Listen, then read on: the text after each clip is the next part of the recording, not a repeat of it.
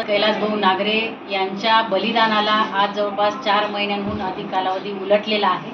परंतु अद्यापही ज्या मागण्यांसाठी त्यांनी आपली जीवनयात्रा संपवली त्या मागण्या पूर्ण झालेल्या नाहीत.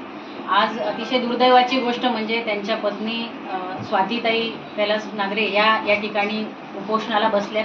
अन्नत्याग आंदोलन त्यांनी सुरू केलेलं आहे आणि ते अन्नत्याग आंदोलन का सुरू केलं? कारण या राज्याच्या माननीय मुख्यमंत्र्यांनी सभागृहामध्ये असा शब्द दिला होता की कैलासभाऊ नागरे यांनी त्यांच्या मृत्यूपूर्वी जे काही पत्र लिहिलेलं होतं त्या पत्रामध्ये शासनाकडे काही मागण्या केल्या होत्या आणि त्यातली एक मागणी अशी होती की त्यांच्या मुलांचं पालकत्व हे राज्य सरकारने सांभाळावं, घ्यावं.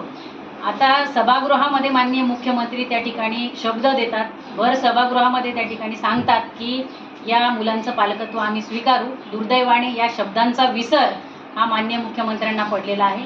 त्यामुळे आज या मौलीवर अन्नत्याग आंदोलन करण्याची वेळ आली. हे या राज्याचं दुर्दैवी वास्तव आहे. या राज्याचे मुख्यमंत्री असतील किंवा या राज्याचे कृषी मंत्री असतील, शेतकऱ्यांच्या प्रश्नाबाबत किती गंभीर आहेत हे आपण मागच्या काही दिवसांमध्ये पाहतोय. दुर्दैवाने जर आपण दिलेला शब्द पाळू शकत नसाल तर असे शब्द देऊ नका. हे अतिशय चुकीचं आहे.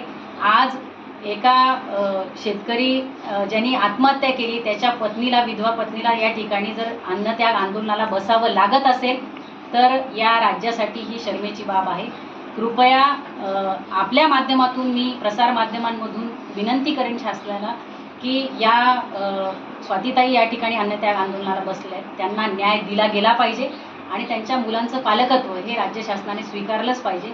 त्यांनी जी काही मागणी केलेली होती ती 14 गावांसाठीची ती पाणी पुरवठ्याची मागणी होती आणि खडकपूर्णा प्रकल्पातून ते पाणी या गावांना पुरवण्यात यावं अशी ती मागणी होती.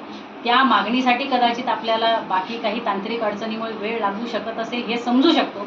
परंतु आज जी मुलं आज ज्यांचं शिक्षण अर्धवट पडलं आहे त्या मुलांच्या पालकत्वासाठी राज्य शासन जराही पुढाकार घेऊ शकत नसेल तर ते अतिशय दुर्दैवी आहे. आणि हे सरकार हे झोपेचं सोंग घेतलेलं आहे. हे सरकार निगरगट्ट तातडीचं आहे, निष्ठुर आहे. याची प्रचिती पुन्हा एकदा या जिल्ह्याला आणि राज्याला आलेली आहे.